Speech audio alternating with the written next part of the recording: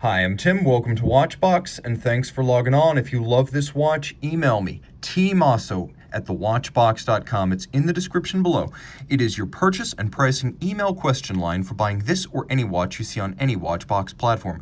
Reach out to me directly, tmosso@thewatchbox.com.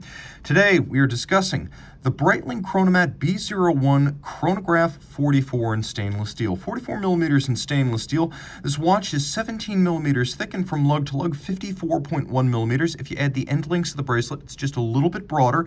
It's an even 55 millimeters across the wrist. 22 millimeters is the spacing between the lugs. Zoom out a little bit, get a sense of this watch in proportion, and we'll throw it on my wrist, which is 16 centimeters in circumference. Now, I believe you probably wouldn't want to wear this watch on a wrist any smaller than mine. I'd say 16 centimeters is the lower limit. It is a very substantial watch. It feels expensive. It looks all of a piece, handsomely satinated with only a few polished accents. It is a fantastic effort by the George Kern era of Breitling. Now you can see it's a thick watch. It's 17 millimeters. It's not going to fit underneath the cuff. And you'll also appreciate that from the top, it's pushing right out to the edge of my wrist. So we really are at the limit here. That said, the shape of the watch actually helps it to wear well. And you can see that the lugs are rather sharply downturned and integrated into the case. They're fairly stubby as these things go. The bracelet is much like the watch, all of satin finish and remarkably well made. You can really feel that the tolerances are superb. It feels as good as it looks, and it looks outstanding. It's the slash-cut 5-link design that Breitling calls its pilot's bracelet. The Navitimer bracelet would be 7 links, and you can see it really is all satinated.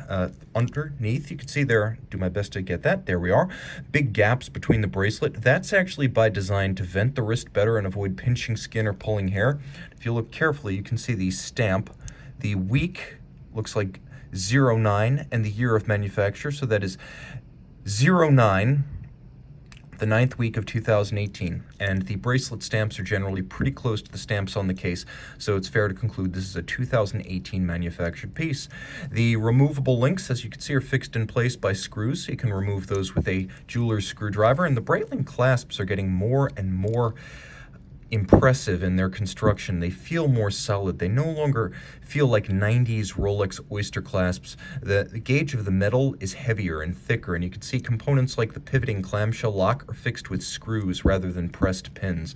The clasp also includes some upgrades internally. As you can see, there's a Easy Link-like system. Like Rolex Easy Link, you have a small adjustment that's built in that allows you to perform tool-free fine adjustments of a few millimeters in either direction.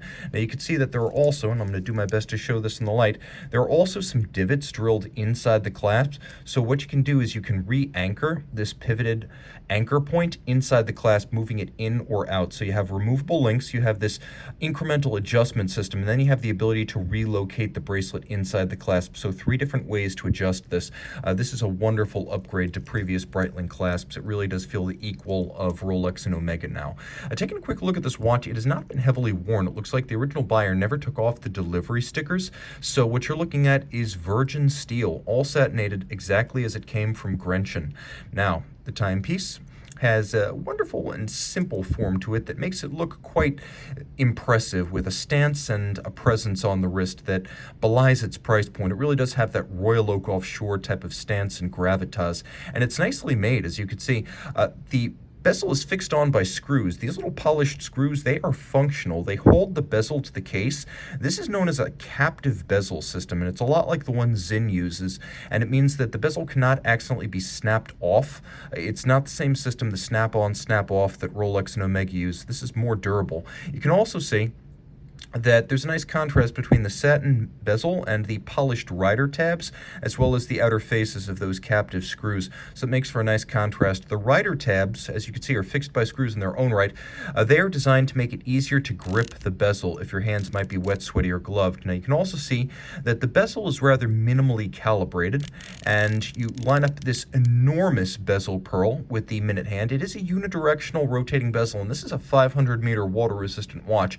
So while it is aviation themed as a chronomat, it is also suitable for use as a diver. A quick note about the chronomat: when it first debuted back in the 1940s, it was Breitling's first circular slide rule calculator watch. That predated the Navitimer. In the early 1980s, Under Schneider family ownership, after the Breitling sold out in 1978, the Schneider family worked with the Frecce Tricolore of Italy, which is their Italian military aerobatic squadron, much like the Red Arrows or the Blue Angels, and a year's worth of input went into the modern chronomat, which debuted as a conventional timing bezel chronograph rather than a circular slide rule. And that is the design that continues to this day, albeit larger, more robust, and more contemporary. But this is very much of the modern chronomat family, which since 1984, with the relaunch, has been the best-selling Breitling model family during that time.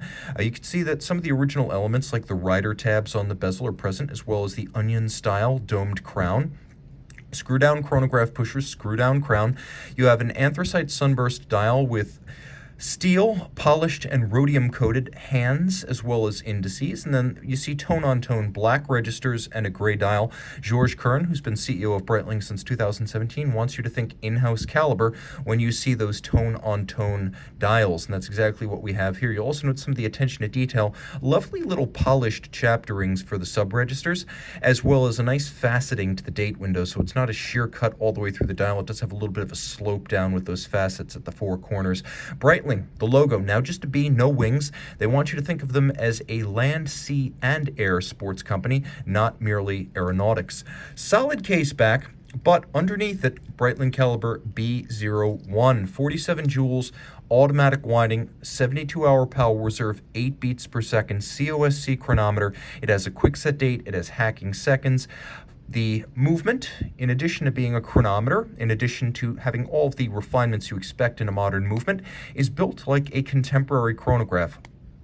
Sharp and positive feel and sound from the chronograph pushers, thanks to the column wheel actuation. Note the start of the second hand. There is no jump or stagger when it starts. That is because of the vertical clutch mechanism. This Breitling in-house caliber, first launched in 2009, features a vertical clutch, so there's no jump to the second sand when you start, and you can leave the chronograph engaged full-time if you so choose, with no additional wear or tear to the movement. You can see outboard there's a tachymeter scale against which you can read the second hand and judge the speed of, say, a race car or a racing aircraft if it's pylon racing over a fixed kilometer or mile. They don't give units, so you can choose. Reach out to Tim Mosso at thewatchbox.com for purchase and pricing details. And we're back with the chronomat. You can see that bezel pearl. Bezel feel is superb, by the way. That bezel pearl gives you plenty of lume. This is a 120 click bezel of the highest grade.